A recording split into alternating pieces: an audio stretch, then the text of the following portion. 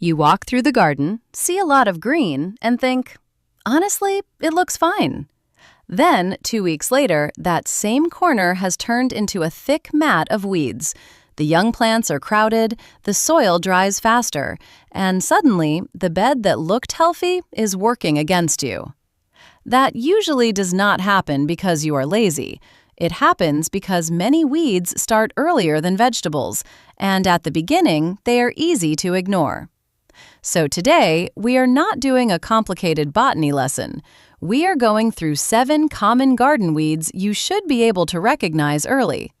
For each one, I will show you what to look for, why it keeps coming back, and the one mistake that makes it harder to control.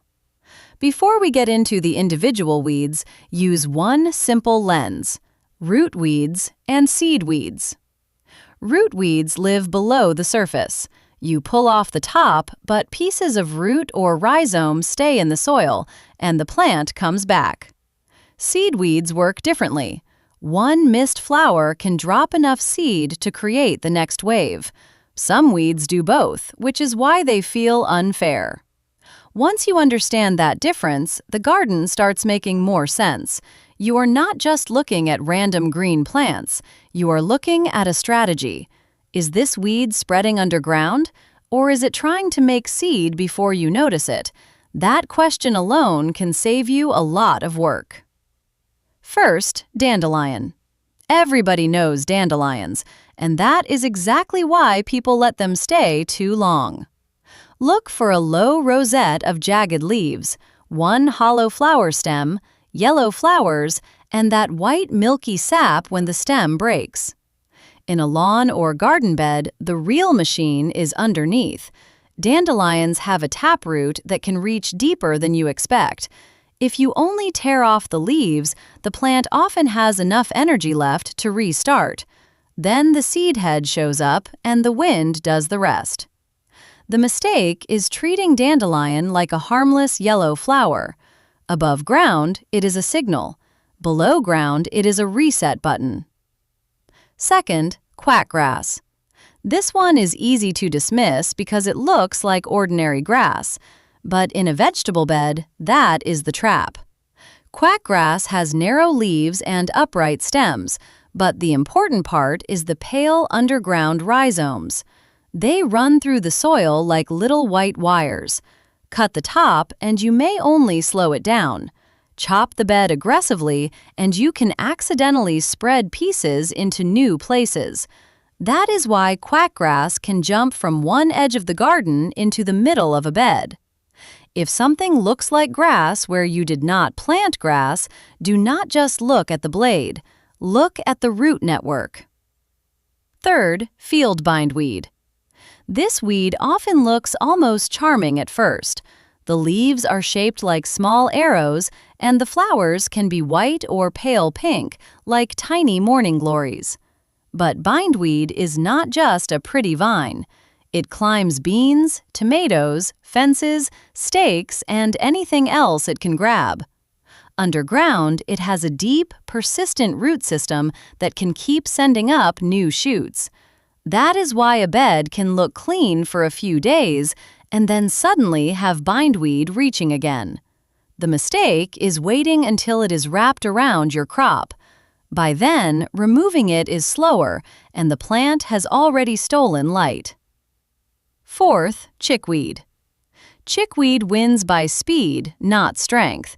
It starts as a soft green carpet close to the soil, with small opposite leaves and tiny white star-like flowers. Each flower can look like it has 10 petals, but it is really 5 split petals. One useful detail is the fine line of hairs along one side of the stem. Chickweed is usually not about deep roots. It is about timing. It can show up in cool weather, fill bare soil quickly, and make seed before you feel like the bed is even a problem. The mistake is ignoring it because it looks delicate. Delicate does not mean slow. Fifth, stinging nettle. Most people recognize nettle when they touch it because the plant tells you immediately. Look for opposite, toothed leaves, squarish stems, and fine stinging hairs. In the garden, nettle often shows up near compost areas, fences, damp corners, or rich soil. That can actually tell you something useful. The spot may be high in nutrients. But nettle can also spread by underground runners and quietly build a patch before it looks serious above ground. The mistake is thinking of it only as a painful plant. It is also a signpost. It tells you something about the soil, but in a vegetable bed, you still want to deal with it early. Sixth, field horsetail. This one looks different from most weeds, almost prehistoric. In spring, it can send up brownish, fertile shoots. Later, you see green stems with whorled branches that look like little bottle brushes. Horsetail is often a clue about the site itself: compacted soil, poor drainage, or wet, heavy spots. And underground, it can have deep rhizomes with stored energy, which makes it stubborn. Pulling the top may not solve the problem. The mistake is treating horsetail as just another weed. Often, the plant is telling you about the soil. If horsetail keeps coming back, look at drainage and compaction, not just the stem. Seventh, ground elder, also called bishop's weed. In some places, it is planted on purpose. In a garden bed, that can become a problem fast. Look for groups of leaflets, often in a three-part pattern, and stems that can feel slightly triangular or grooved. The danger is below the surface. Ground elder spreads through pale, brittle rhizomes, and small pieces can start again.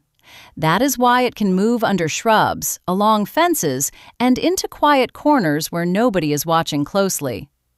The mistake is treating it like a normal leafy weed. If you leave the underground network in place, the plant already has its next move ready. So here is the quick field guide. Dandelion. Low rosette, yellow flower, deep taproot, flying seed.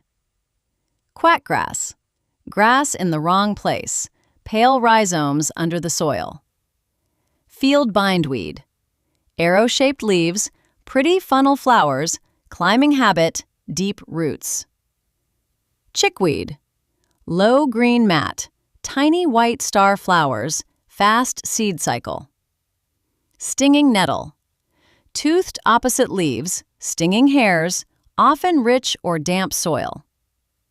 Field horsetail. Spring brown shoots, summer green bottle brush stems, compacted or wet soil clues. Ground elder. Leafy patches, brittle rhizomes, quiet spreading under the surface. You do not need to become a botanist. You just need to see the pattern early.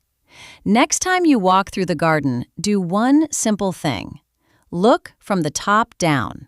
First, notice the leaf shape and the way the plant grows. Then, notice where it appears. Is it in a wet corner, a bare patch, a lawn edge, or under shrubs? Then ask the real question. Is this spreading by seed, by roots, or both? That order keeps the whole thing calmer. Even a messy bed becomes easier to read. And once you can read the weeds early, you stop chasing every green thing in a panic. You make better decisions with less work before the problem turns into a season-long fight.